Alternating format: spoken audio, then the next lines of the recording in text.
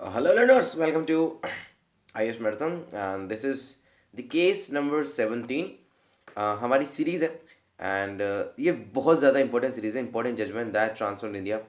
And most importantly इसको पढ़ने में मज़ा भी आता है राइट सुप्रीम कोर्ट के प्रोसीजर्स लेजिस्लेटिव एग्जीक्यूटिव इनके एक्शंस ये सब पता चलता है हमको इससे राइट सो हमने अभी तक 16 केसेस कंप्लीट कर लिए हैं लास्ट लेसन में हमने देखा था कि S R Bommai versus union of India का जो केस था 1994 का राइट अब आज हम देखेंगे Vishakha and others versus state of Rajasthan 1997 किस तरीके से सेक्सुअल हैरेसमेंट जो वुमेन्स का वर्क प्लेस पे किया जाता है उसको एक एम्प्लॉयर किस तरीके से डील करेगा तो उसके बारे में हमको इस वाले वर्डिक्ट के अंदर पता चलेगा सो यस स्टार्ट करते हैं और वही हमेशा से जो हमारा पैटर्न रहा है वही हम इसमें ही फॉलो करेंगे सबसे पहले मैं आपको इंट्रोडक्शन दूंगा देन हम बात करेंगे बैकग्राउंड की एंड देन एक नई चीज़ ऐड की है मैंने इसके अंदर डिमांड्स ऑफ द पिटिशनर्स की डिमांड क्या थी ठीक है मतलब हेड चेंज किया है मैंने सो द जजमेंट इसका जजमेंट हमको देखना है राइट जजमेंट के बाद इंपॉर्टेंस क्या रही इस वर्डिक्ट की एंड इम्पैक्ट किस तरीके से इस वर्डिक्ट ने दिया राइट सो किस तरीके से विशाखा केस जो है ईयर और यहाँ पे मैं आपका एक जीएस का क्वेश्चन भी सॉल्व कराऊंगा मतलब एक बहुत ही ज़बरदस्त गाइडलाइंस इसके अंदर दी गई है यहाँ पर मैंने मेंशन कर दी है पीडीएफ में आपको मिल जाएगा right so yes so this is indeed a very important and very crucial issues in our society इसको ज़रूर समझें अच्छे से समझें तो विशाखा केस है ना one of the finest verdict है in relation to the protection of women from sexual harassment at workplace more specifically तो सुप्रीम कोर्ट ने यहाँ पर और जुडिशरी ने ये ट्राई किया है कि जो वैक्यूम क्रिएट किया जाए और जो वैक्यूम छोड़ा गया है by legislature and executive for women safety उसको फिल करने की कोशिश की गई by the judiciary right second work place से रिलेटेड आस्पेक्ट और वहाँ पर जो किए गए सेक्सुअल हैरेसमेंट है उससे रिलेटेड आस्पेक्ट से ये डील करता है ये वाला वर्डिक्ट उसके बाद सुप्रीम कोर्ट ने कुछ विशाखा गाइडलाइंस करके यहाँ पर ताकि सेक्सुअल हैरेसमेंट को रोका जाए वुमेन्स का वर्क प्लेस पर उनको लेड आउट किया राइट और इन्हीं के बेसिस पर इन्हीं गाइडलाइंस के बेसिस पे पार्लियामेंट ने sexual harassment at work place prevention prohibition and redressal act 2013 को लाया जो कि वुमेन का सेफगार्ड करता है in the places of their work okay so introduction देखते हैं ये मैंने एक जनरल आइडिया दे दिया ओवरऑल हम क्या इसके अंदर पढ़ने वाले हैं ठीक है अब हम पढ़ेंगे इनको इन डिटेल सो इंट्रोडक्शन की हम बात करें तो सबसे पहला एस्पेक्ट जो इसके अंदर है वो है gender equality so gender equality एक ऐसा बेसिक ह्यूमन राइट है जिसको यूनिवर्सली रिकॉग्नाइज किया गया है right and sexual harassment gender equality के वे में जेंडर इक्वालिटी के राइट के अगेंस्ट ऐसी प्रैक्टिस है जो हमें जेंडर इक्वालिटी के गोल को अचीव नहीं करने देता right so this is the case about the sexual harassment at the work place इसके अंदर जो विशाखा एंड अदर्स है वो पिटिशनर्स हैं Rajasthan state and others are the respondents okay so this is very important now हम डिस्कस करेंगे background क्या रहा इस केस का ये केस आया कैसे राइट तो इसके एक पीछे बहुत ही दर्दनाक कहानी है एंड उस कहानी में बेसिकली ये सच्ची घटना है भवरी देवी एक विलेज लेवल सोशल वर्कर है थी under under women's development project जिसको राजस्थान की गवर्नमेंट चलाती थी ठीक है तो इसका एक बहुत ही ऑब्जेक्टिव ये था मेन ऑब्जेक्टिव ये था वुमेन्स डेवलपमेंट प्रोजेक्ट का कि चाइल्ड मैरिजेस को किस तरीके से रोका जाए राइट तो ये इनका काम था इस तरीके की क्राइम्स को रोकने का सो भंवरी देवी एक दिन एक चाइल्ड मैरिज को रोकने जाती हैं एक रमाकांत गुज्जर करके एक फैमिली था है ना फैमिली में इनकी फैमिली में तो वहाँ पर क्या होता है कि बहुत वाइड स्प्रेड प्रोटेस्ट ये करती हैं लेकिन इतना करने के बाद भी मैरिज जो है वो हो जाती है राइट यानी कि जो चाइल्ड मैरिज जो रुकाने गई थी वो उनसे रुक नहीं पाती है सो 1992 में रमाकांत गुज्जर ने इस चीज़ का बदला लेने के लिए रमाकांत गुजर 5 जनों के साथ भंवरी देवी को के साथ गैंगरेप करते हैं इनके हस्बैंड के सामने राइट एंड पुलिस भी इसमें सबसे पहले तो कंप्लेंट फाइल नहीं करती है ना against these accused because they are very powerful in the religion. So लेकिन भंवरी देवी बहुत डिटर्मिन थी, उन्होंने कंप्लेंट लॉन्च करी अगेंस्ट दीज अक्यूज. तो अब जो लोकल कोर्ट थी, ट्रायल कोर्ट थी, वहाँ पर तो इन अक्यूज को छोड़ दिया गया, right. They were acquitted by the court. But Bhanwari Devi जो थी, उनके फेलो सोशल वर्कर्स उनको काफ़ी सपोर्ट करते थे. इन्होंने रिट पिटिशन फाइल की in Supreme Court under the name Vishakha. ठीक है, इनकी under the name Vishakha. So अब ये जो पर्टिकुलर पिटिशन थी वो सिर्फ कंसर्न थी जेंडर इक्वालिटी से एंड कि सेक्सुअल हैरेसमेंट जो वर्किंग वुमेन का होता है वर्क प्लेसेस पे, थ्रू जुडिशियल प्रोसेस हम उसको प्रिवेंट कर सकें, through judicial process, right. So ये जो इंसिडेंट था brutal gang rape of the social worker, ये एक कंसिडर किया गया as a subject matter of a separate criminal action. ठीक है, तो सुप्रीम कोर्ट ने इस पर क्या इंस्टांस लिया वो हम इसके अंदर देखेंगे, लेकिन उसके पहले ये देख लो कि जो पिटिशनर्स हैं उनकी डिमांड क्या है. सो पिटिशनर्स ये चाहते हैं कि जो आर्टिकल 14, 19 एंड 21 के अंदर हमें जो फंडामेंटल राइट्स प्रोमिस किए गए हैं उनको इन्फोर्समेंट किया जाए, राइट. और एंड जो सेकेंड चीज की जो रिस्पॉन्सिबिलिटी है एम्प्लॉयर्स की against the sexual harassments, right, at the workplaces by and to its employee. यानी कि अगर इसके एम्प्लॉय के द्वारा किया गया हो या इनके एम्प्लॉय का हो गया हो, ठीक है, सेक्सुअल हैरेसमेंट, तो उसकी रिस्पॉन्सिबिलिटी क्या रहेगी. तो वो बात इसके अंदर बेसिकली डिमांड थी पिटिशनर्स की. तो अब जजमेंट सुन लीजिए. जजमेंट जो है बहुत ही अच्छा जजमेंट इस वाले केस के अंदर आया, तो सुन लो, ये बहुत ही ज़रूरी होता है आपका वर्डिक्ट को समझना, राइट. सो सुप्रीम कोर्ट ने कहा कि ऐसे इंसिडेंट जो सेक्सुअल हैरेसमेंट होते हैं ये वुमेन के फंडामेंटल राइट्स का वायलेशन है, जेंडर इक्वालिटी के फंडामेंटल राइट का वायलेशन है. इसके अलावा right to life and liberty का जो सिद्धांत है एंड राइट है under article 21, it's a clear violation of this rights, article 14, 15 and 21. इसके अलावा सुप्रीम कोर्ट ने कहा कि आर्टिकल 19(1)(g), आर्टिकल 19 सब क्लोज 1 सब क्लोज जी, इसके अंदर वुमेन का जो बेसिकली इसमें विक्टिम्स का फंडामेंटल राइट जो है वो वायलेट किया है. किस तरीके से, क्योंकि इसके अंदर हमको ये फ्रीडम मिलती है कि हम टू प्रैक्टिस एनी प्रोफेशन और to carry out any occupation, trade और business, right. This is a very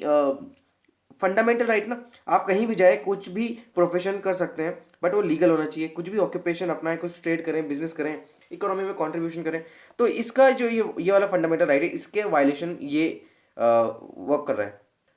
supreme court ने कहा कि ये जो वायलेशन है ये अट्रैक्ट करता है अंडर द, मतलब ये जो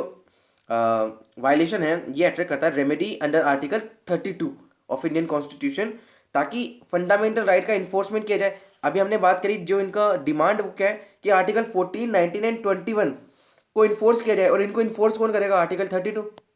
राइट. कोर्ट ने ऑब्जर्व किया कि जो फंडामेंटल राइट है किसी का भी कोई भी ऑक्यूपेशन, ट्रेड और प्रोफेशन कैरी करने का, वो डिपेंड करता है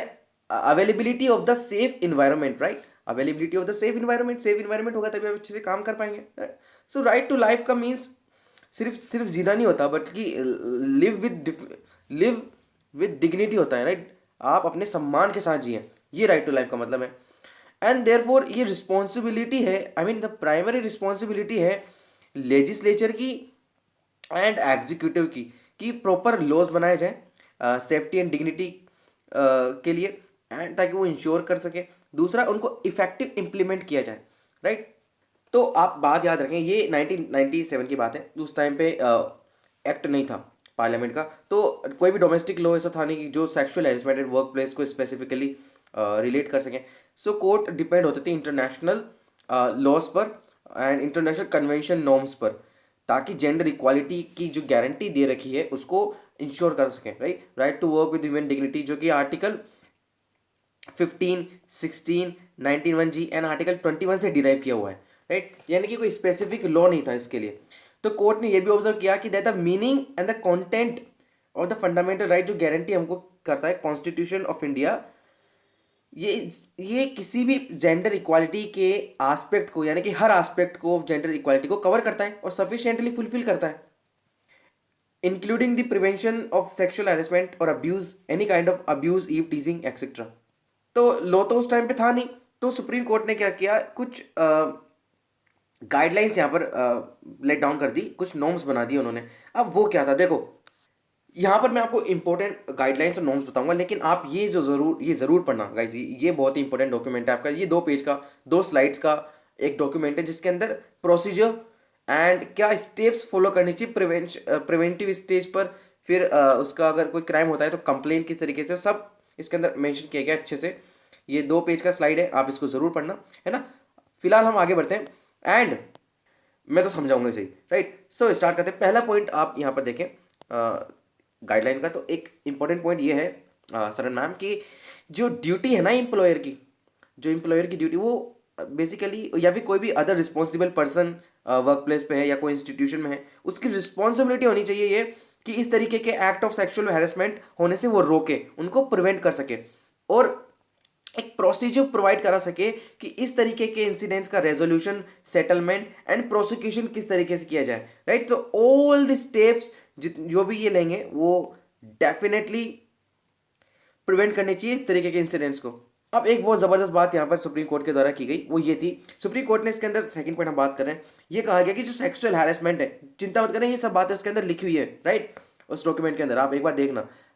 फिलहाल आप उसको समझो अच्छे से, मैं जो समझा रहा हूँ। तो उन्होंने कहा सेक्सुअल हैरेसमेंट इंक्लूड, क्या इंक्लूड करें इसके अंदर, हम क्या माने सेक्सुअल हैरेसमेंट कब होगा। तो जैसे कि अनवेलकम सेक्सुअली डिटरमाइंड बिहेवियर्स, इसके अंदर एक टर्म इस्तेमाल की गई, एंड जो कि डायरेक्टली और इनडायरेक्टली इम्प्लीकेशंस हैं, जैसे कि सर मैम बात करते हैं फिजिकल कांटेक्ट या एडवांसेस अगर कोई करता है, उसके अलावा अ डिमांड और रिक्वेस्ट फॉर सेक्सुअल फेवर्स, ये बहुत बेसिक है और बहुत ही जनरल है। कहीं भी आप ऐसी सिचुएशन में फंस जाएं जहाँ पर एक एम्प्लॉय है और एक चीफ है या फिर कोई भी हायर पोस्ट का ऑफिसर है, वो तो उससे फेवर्स और सेक्सुअल फेवर्स की बात यहाँ पर होती है ना। सेक्सुअल कलर्ड रिमार्क्स अगर कोई करता है, उसके अलावा पोर्नोग्राफी अगर कोई शो करता है, राइट, देन कोई भी अनवेलकम फिजिकल वर्बल या फिर नॉन वर्बल कंडक्ट जो कि सेक्सुअल नेचर का हो, ठीक है, तो ये सब इन कैटेगरी ऑफ सेक्सुअल हैरेसमेंट की उसमें आते हैं। इसमें से कोई भी इंसिडेंट अगर किसी भी एम्प्लॉय के साथ होता हो तो कमीशन को, जो रिस्पॉन्सिबल पर्सन है एम्प्लॉयर है, उसको एक्शन लेना यहाँ पर कंपलसरी है। जितने भी एम्प्लॉयर्स हैं, पर्सन है इंचार्ज ऑफ वर्क, जो इंचार्ज ऑफ वर्क प्लेस, चाहे पब्लिक हो या प्राइवेट हो, उसको अप्रोप्रिएट एक्शन लेना जरूरी है, कंपलसरी है, मैंने आपको बता दिया, राइट। हमने 3 पॉइंट यहाँ पे डिस्कस कर लिए। नेक्स्ट, ये जो ऑफिसर होगा या फिर हम बात करें एम्प्लॉयर होगा, ये उसकी रिस्पॉन्सिबिलिटी होगी कि जो विक्टिम है, जो विटनेस हैं, उनको उनके उनके साथ किसी भी तरीके का डिस्क्रिमिनेशन ना किया जाए, उनको विक्टिमाइज ना किया जाए, राइट। एंड जो कंप्लेंट्स होंगी ना सेक्सुअल हैरेसमेंट से रिलेटेड, तो उस टाइम पे अप्रोप्रिएट अथॉरिटी से कांटेक्ट करें एंड ट्रांसपेरेंट इन्वेस्टिगेशन की जाए। याद रखना नेक्स्ट पॉइंट ये है इसका कि एक टर्म होता है misconduct in employment, right, misconduct in employment. ये इसके लिए अगर कोई एम्प्लॉयर या फिर कोई एम्प्लॉय मिसकंडक्ट करता है या फिर जो टर्म्स एंड कंडीशन है कंपनी की, जो पॉलिसीज हैं, अगर उसके अगेंस्ट काम करता है, तो वो जो अप्रोप्रिएट डिसिप्लिनरी एक्शन है जो कि रिलेवेंट सर्विस रूल्स के अंदर मेंशन है, उसके खिलाफ उसके खिलाफ इन्वेस्टिगेशन होगा और उसके बेसिस पे उनके खिलाफ एप्रोप्रिएट डिसिप्लिनरी एक्शन लिए जाएंगे। एक एप्रोप्रिएट कंप्लेंट मैकेनिज्म क्रिएट किया जाएगा एंड हर एम्प्लॉयर्स ऑर्गेनाइजेशन में, ताकि कंप्लेंट इस तरीके की अगर कोई विक्टिम करता है तो उसको रिड्रेस किया जाए, राइट। सो ये कंप्लेंट कमेटी रहेगी, इसमें इसको हेड कौन करेगा, एक women, and at least half of its member are women, है ना। तो ये एक ज़बरदस्त इनिशिएटिव था, रिकमेंडेशन था अंडर द गाइडलाइंस जो सुप्रीम कोर्ट ने दी। सुप्रीम कोर्ट ने ये भी कहा कि जो एम्प्लॉयज़ हैं अब उनको अलाउ है कि वो जो सेक्सुअल हेरेसमेंट से रिलेटेड इश्यूज़ हैं उनको रेज कर सकते हैं वर्कर्स मीटिंग में, एम्प्लॉयर एम्प्लॉय मीटिंग्स में, राइट, और उनको अफर्मेटिवली डिस्कस किया जाएगा। इसके अलावा फीमेल एम्प्लॉयज़ के जो राइट्स हैं उससे रिलेटेड जितनी भी अवेयरनेस है ना, वो इनको स्प्रेड करनी पड़ेगी बाय नोटिफाइंग द गाइडलाइंस, है ना, और अदर प्रोग्राम्स। एटलीस्ट जो फीमेल एम्प्लॉयज़ हैं उनको ये तो पता होना चाहिए ना उनके राइट्स क्या हैं वर्क प्लेस पे आते वक्त, राइट। तो सुप्रीम कोर्ट ने कहा कि ये जो गाइडलाइंस है ना वो स्ट्रिक्टली ऑब्जर्व किया जानी चाहिए सारी वर्क प्लेसेस पे, for the preservation and the enforcement of right to gender equality of the working women, है ना। तो इसका इंपॉर्टेंस देख लीजिए, क्या इंपॉर्टेंस आप सबको पता है कि ये जो इंसिडेंट हुआ था ब्रूटल गैंग रेप का, इसने सेफ्टी कंसर्न जो एम्प्लॉयड वीमेन की होती है, वो जो फेस करती हैं, उसको रिवील किया, एंड उनकी प्रोटेक्शन के लिए क्या नीड है, क्या प्रेसिंग नीड्स हैं, उन सबको यहाँ पर हाईलाइट किया, राइट। सो इस जजमेंट ने एक स्टेप फॉरवर्ड लिया towards the true concept of gender equality, right. और एक वैक्यूम जो क्रिएट हो रखा था लेजिस्लेशन एंड जो एग्जिस्टिंग लेजिस्लेशंस हैं और जो सेक्सुअल हेरेसमेंट के प्रिवेंशन से रिलेटेड जो रूल्स हैं उसके बीच में, है ना। इम्पैक्ट ये हुआ कि विशाखा गाइडलाइंस के बेसिस पे पार्लियामेंट ने एक लॉ पास किया जिसका नाम दिया गया sexual harassment at work place prevention prohibition and redressal act 2013। ठीक है, तो काफ़ी साल, 15 साल, लगभग 15 साल बाद ये वाला एक्ट आया जो कि वुमेन का सेफगार्ड करेगा at work place. So this is for it today. In the next lesson, in the next case, we will learn about the Vineet Narayan and others versus Union of India 1997 का ये case है, और बहुत ही ज़बरदस्त है वाला case. इसको समझना आप, सीबीआई का सीबीआई के अंदर, सीबीआई का जो इंस्टीट्यूशन है उसके अंदर एग्जीक्यूटिव का क्या इंटरफेरेंस है, क्या पॉलिटिकल इन्फ्लुएंस रहता है क्या सीबीआई के अपॉइंटमेंट में या फिर उनके वर्किंग में, राइट। सो ये आपका केस नंबर 17 आज कंप्लीट हुआ। अगले लेसन में देखेंगे विनीत नारायण केस। सो ये गाइडलाइंस जरूर पढ़ना। सो पढ़ें, जितने भी पुराने केसेस हैं, 16-17 केसेस अब आपके पास हैं, इसको अच्छे से अंडरस्टैंड करें और देखते रहे। पसंद आता है ना तो लाइक कर दो ना, और जितना हो सके उतना शेयर तो करो ही सही, एंड सपोर्ट चाहिए बस आपका। तो stay tuned and have a nice day.